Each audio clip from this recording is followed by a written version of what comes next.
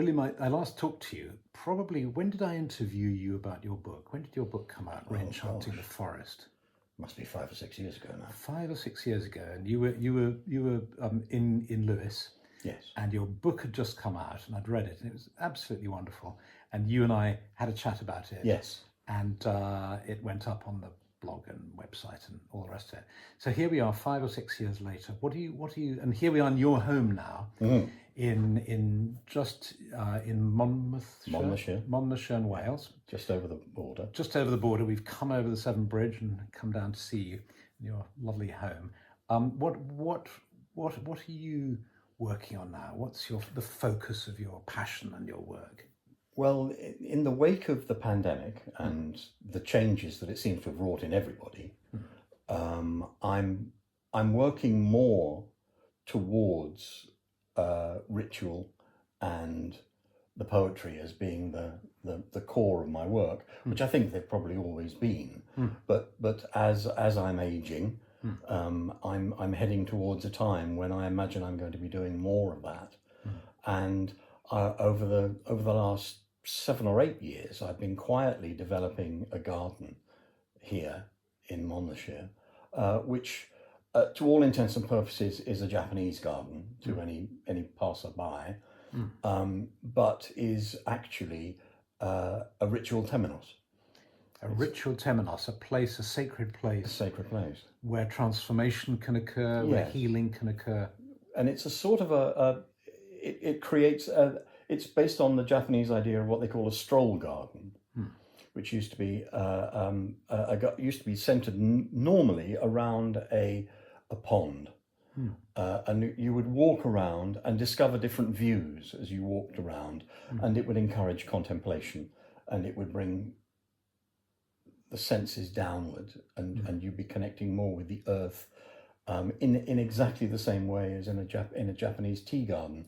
The entrance to the tea house is a tiny square in the bottom left-hand corner of a wall, and you have to duck to get into it. You have to crawl into it. You can't just walk into a tea house. Right. So it's very much about, on the one hand, encouraging humility, and on the other hand, encouraging connection. Yeah. And that's really what happened with the garden.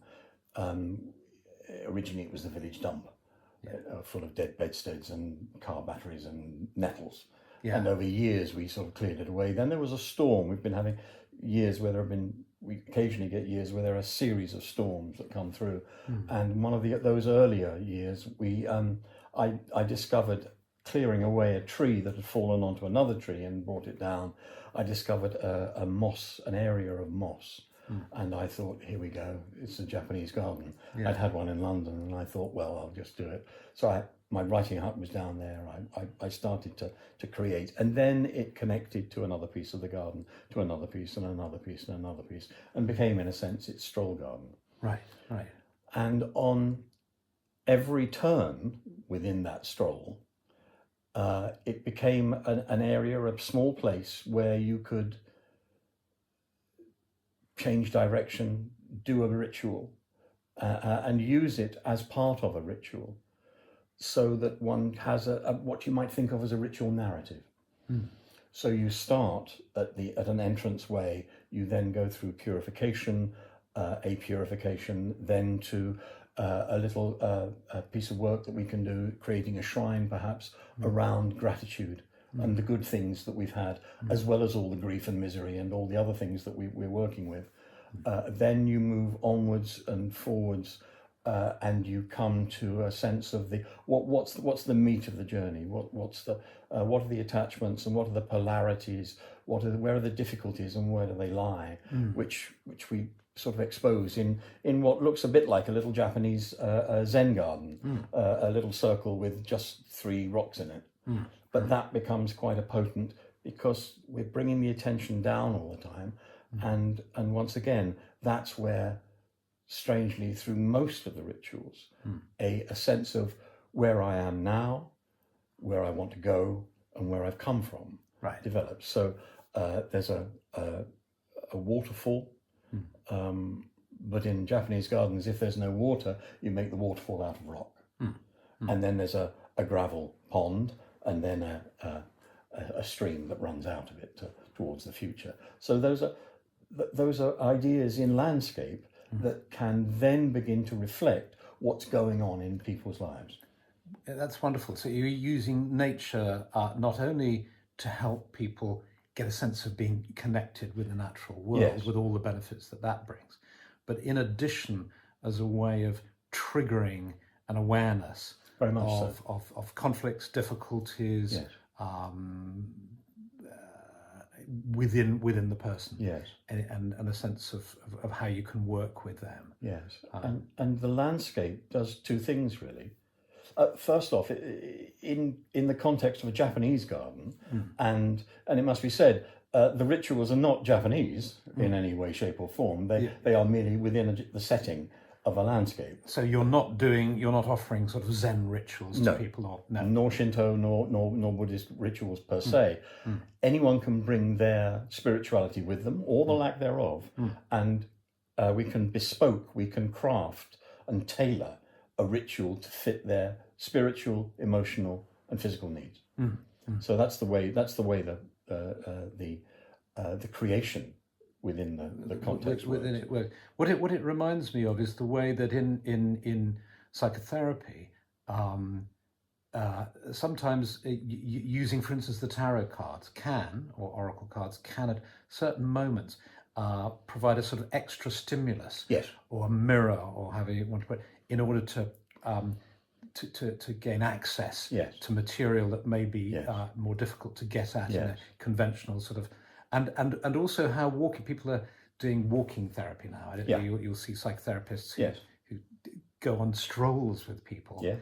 Because sometimes it's easier to talk about difficult stuff when actually you're not eyeballing each other. Absolutely. But you're and you've got the support of nature around you, and you've got physical movement. Yeah. So I see all these things happening there with what you're offering, and with the additional component which you don't get in conventional therapy, which is the ritual, bringing in ritual, which will be very familiar to readers and it ties in very well with the Japanese concept of gardening, which is that you don't garden over nature.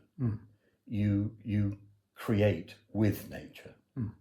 So this is a typical border landscape with elderflowers and oaks and ashes and various different trees, lots of ferns, for instance, which may or may not be part of a normal Japanese garden. However, they are what nature has gifted us.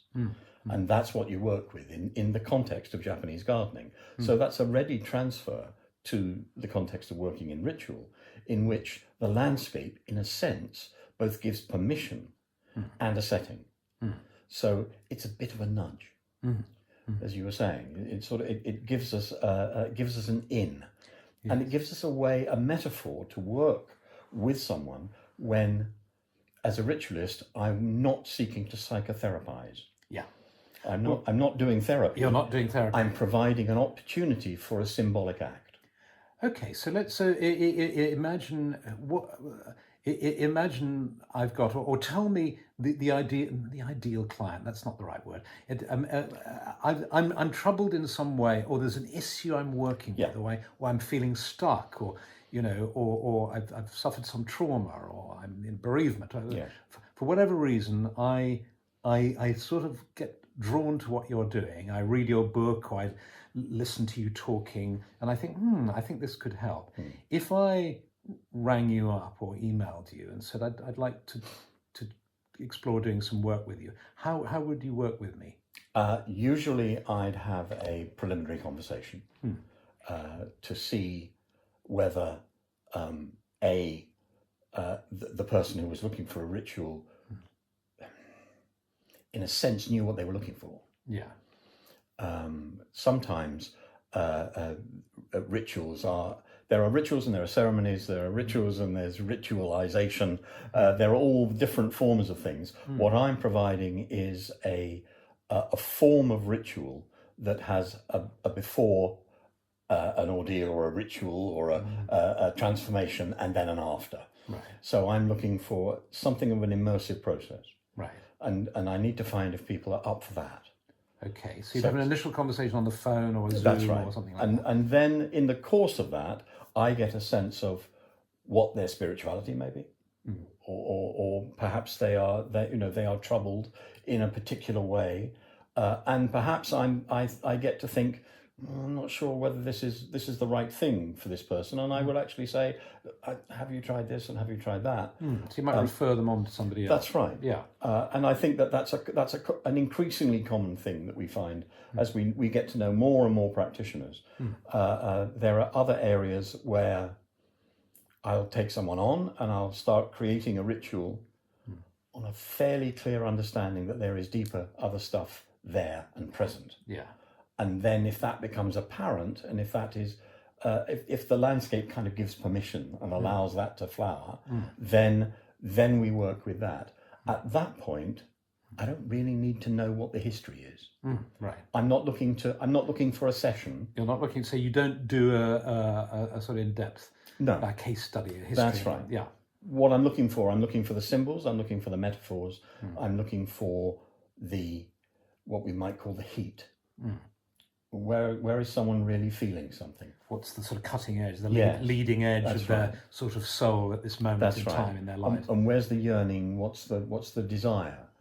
And at some point that can be addressed, that can be challenged, or that can be drawn out, or that can be explored. And it may take us to an entirely different place than the original request. And this is still in the initial call, or is this in a subsequent? That's as we go in. We have the initial call, then we will maybe meet up. Yeah. And we go through the uncomfortable conversation about, are we paying? Are we doing boon work? Are we doing how is this thing being structured? Yeah. Then the person will come to me. We'll arrange. Sometimes the rituals are overnight and will take time. Yeah. Sometimes it's a thing that can be done in an hour and a half, 2 hours. Yeah. We'll set up a longer conversation that will happen on site, which explores at a deeper context what's really going on. Right. And always checking, is this what the person really wants? Is this what they're really looking for? Yeah.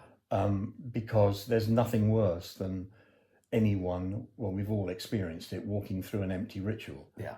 It's just not on. Yeah. So the idea is to get to know the person, and for them to get to know me enough to be able to work with each other to create whatever this ritual is going to be.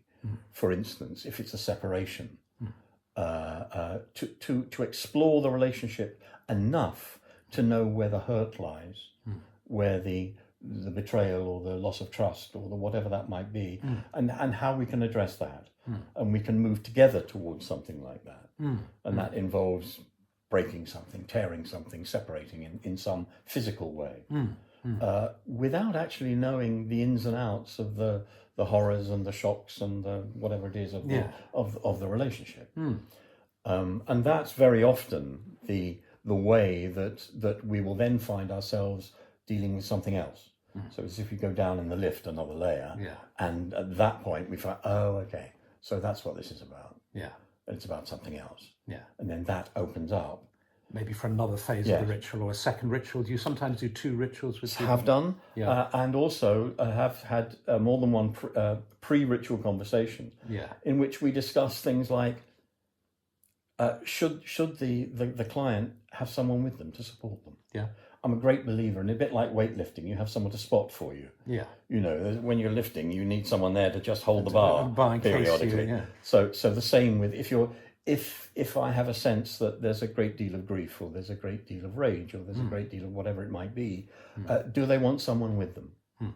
Are they uncomfortable? For instance, if it's a woman feeling uncomfortable about working with a man, then by all means, let's have another woman with her, so that she can feel supported and she doesn't feel in any way. I'm not looking to trigger relational stuff or gender stuff. What I'm looking for is to help the soul of the person make the transition that they need to make at this point in their life. Yeah. So that's really what I'm looking to do. Yeah. And that can involve other people. Right. It can not involve other people, but involve an extended period of time. sometimes I will give external tasks that a series of tasks that need completion before we meet. Sometimes we just go straight in. Yeah. So it's very much about the person's need, and also the person's sense of hunger. I really want to get this. I really want to do this. Yeah. This is something that I feel. And of course, once you begin to describe a ritual, however general the terms, people know whether it's right or wrong. Yeah. Yeah. And at that point, they're saying, "Yeah," or "I'm out of here. This is really not for me." Yeah. And at which point we can part on Zoom or whatever it might be. Yeah. And there's no trouble at all. Yeah. Sometimes people will come in a sense of, I'm not quite sure how to put this, but a sense of, well, I'll give it a try. Yes, not half-hearted isn't the word. No, but I know what you mean. Not totally committed. That's right. They're dipping a toe in. Yeah. And at that point, you work with them on the understanding that it could go either way. It could, they may want to back out at a certain that's stage. right. Yeah. And I'm constantly checking back with them. Yeah. And also, in the ritual space, there are areas where they can take time out, and they can go and sit out, step out of the ritual narrative, step out of the task in hand, and take a long view kind of thing. Maybe meditate, maybe experience some mindfulness, then come back in. Great. Yeah. So it's without getting too psychotherapeutic about it, it's very client led.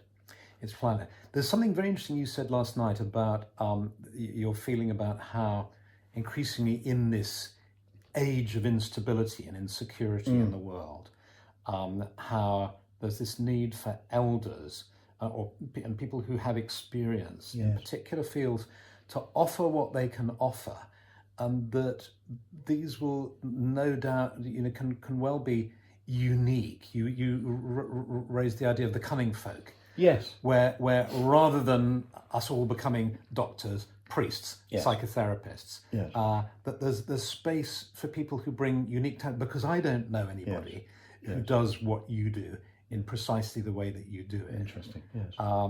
And then there are other friends and people I know who have very different gifts and offer valuable things to the world and ways to help people transform. Yes. Can you say more about that, perhaps? Firstly, my individual work and its sense of, that was a horrible thing, unique selling point, but you know what I mean. It's what is the thing that I do that other people don't do is predicated upon my wound. Yeah, upon your wound. Upon my wound. Which you talk about very well in Re-enchanting the Forest. Yes. Yeah. Yes, that's right, yes. Yeah. And I think that is true of most people that we would consider, if we were to give the term the cunning folk, I think we would find that was true of most of us. Right. And having looked into books of cunning folk, and the transcriptions of their notebooks, these ancient, sort of almost like grimoires. Yeah. They're very old books. They're all totally different. Yes, there's the whole range, isn't there, from the charlatans through to the obviously specifically talented people. Yes, and within that context, a lot of the wound is speaking. You know, the elderly woman who lived at the edge of the village and was shunned 7 days a week for years at a stretch was usually the one that one went to when one had a particular problem. Yeah. When one was pregnant, or when one had fallen into a difficult situation with the lord of the manor, or this, that, and the other. All those things. That's when people, and sometimes it would be a ritual, sometimes it would be a herbal concoction, sometimes it would be all sorts of different skills that were applied by very different people. And I think that given within the context of the village and within the context of the locale, people would have the skill base that would work with the local people. We don't quite have that anymore, but we do have the connections, the tribal system, whereby we have people who, within a tribal setup, a group of people with a similar interest, with a similar spirituality, a similar way of living, they will congregate and they will the appropriate cunning folk will sort of sit at the edge of that village. Yeah. And I think that's very much where we are at the moment. We're not giving ourselves names. We're not doing, and I just think that's the idea of the cunning folk is a metaphor for. I'm sure that a high proportion of the people in your working your tribe are going to be able to deliver what in the modern world we would call services, but they're able to do things that are essentially healing, but in 100,000 very different ways. Yes, exactly. I was talking with Ema, the chief of the order at the moment, and last year in Ireland, and what I hadn't realised is how alive folk healing is in Ireland. And this whole tradition. And in her and friends recounting their encounters with these folk healers, how each one was utterly unique and different. Yes. It's as if they had a particular gift. And the gift often wasn't, if you were rational and scientific about it, it was nothing, but it worked. Yes. And it had been picked up early. Yeah. And that it had been pursued. Yes. And there was something that had evolved and had become unique to that person. Yeah. And I think that's where the locale comes in. Yeah. That's where the local community and the local landscape. There's something very important about the local landscape, and again, you see, because so what you're not saying is you offer counselling, therapy, ritual transformation by Zoom. You're saying, well, we may use Zoom to get to know each other and all the rest of it, but it's very much the process is very much related to your locale and this spot in Wales where you've created this garden. Yeah. Well, I'm really keen to now have a look around the garden. Yeah. And to learn more. Yes. Will you show me? It's a slightly thundery day. Yeah. So we'll see whether we get to do it before the first crackle of lightning or thunder. Absolutely. That'll be good. Great. Thank you, sir.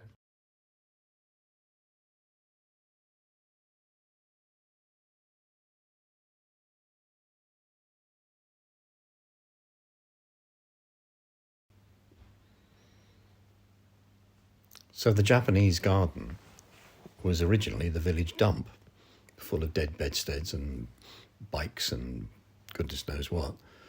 And we spent about 5 or 6 years pulling up the nettles. And then, quietly, we began to realise that there was something here.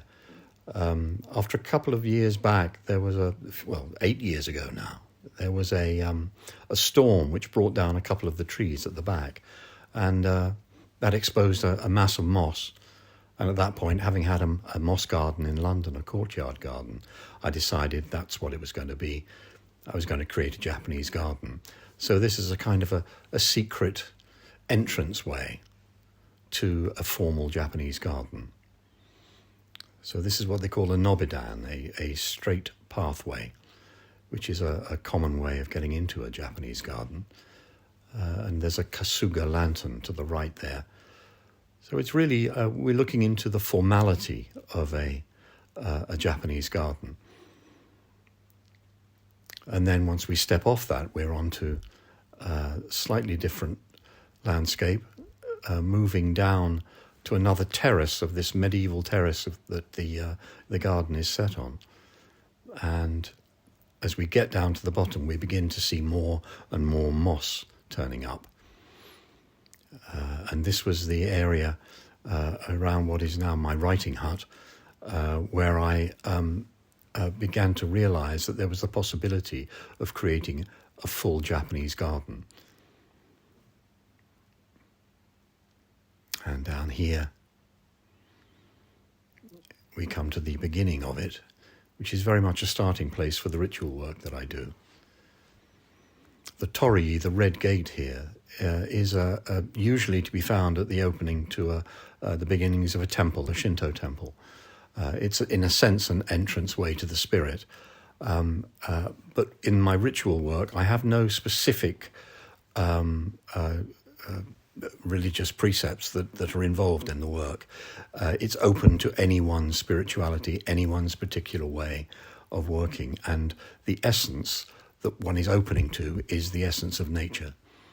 So here, very much a Japanese garden, green on green on green, with different flowers at different seasons of the year. This here is a tsuboniwa, which is a Japanese purification place. Traditionally, it's the purification before going into a tea garden, but in this case, it's a stroll garden, and we can wash our hands, our mouth, whatever that might be at the beginning of a ritual. And here's the stepping off point. We move from the nobidan, which you can move along quite freely, to the stepping stones, where suddenly you have to take a lot more attention, and you slow down, and your attention comes down to the ground. Here there's a little bridge, and that's the first of the sites where we can enter into ritual space, beginning to make moves and changes. So the little bridge, which was gifted by someone who did a ritual and had a profound result, leads over to a small and a rather beautiful a scholar stone, a student stone, which we found once again in the grounds of the house.